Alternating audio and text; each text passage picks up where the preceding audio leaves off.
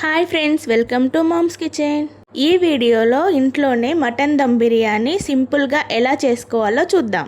నేను కేజీ మటన్ని తీసుకున్నాను. మటన్ని శుభ్రంగా కడుక్కొని మ్యారినేషన్ కోసం మటన్లోకి 2 టేబుల్ స్పూన్ల కారం, రుచికి సరిపడా ఉప్పు, 1 స్పూన్ ధనియాల పొడి, కొద్దిగా పసుపు, గరం మసాలా, అల్లం వెల్లుల్లి పేస్ట్, నిమ్మకాయ రసం, 1/2 కిలో పెరుగు వేసుకొని ఈ మసాలా అంతా మటన్కు బాగా పట్టేలా మసాజ్ చేస్తూ కలుపుకోవాలి. మటన్ లవర్స్ అస్సలు టెన్షన్ పడకుండా గుమగుమలాడే మటన్ బిర్యానీని ఇలా ఇంట్లోనే సింపుల్గా చేసుకోవచ్చు.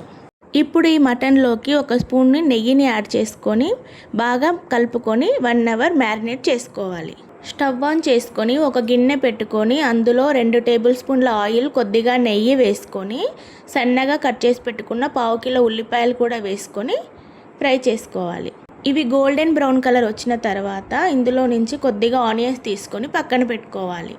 ఇప్పుడు అదే ప్యాన్లో హోల్ గరం మసాలా వేసుకొని ముందుగా మ్యారినేట్ చేసి పెట్టుకున్న మటన్ కూడా వేసుకొని హై ఫ్లేమ్లో కలుపుతూ ఫ్రై చేసుకోవాలి. గిన్నె పైన మూత పెట్టుకొని ఒక 20 నిమిషాలు కుక్ చేసుకోవాలి.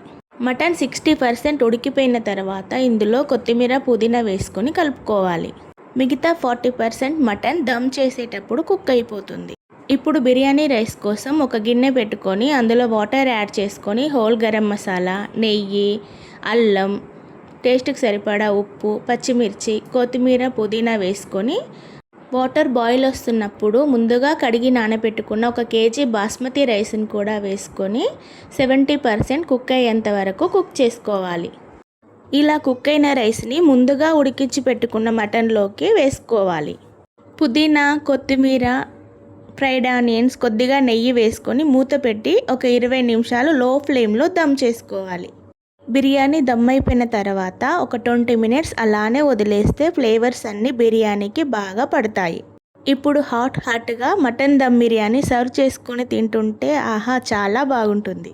మీరు కూడా ఈ రెసిపీని ఒకసారి తప్పకుండా ట్రై చేసి ఎలా వచ్చిందో కామెంట్ చేయండి. ఇలాంటి మరిన్ని రెసిపీస్ కోసం మామ్స్ కిచెన్ని సబ్స్క్రైబ్ చేసుకోండి. Thanks for watching.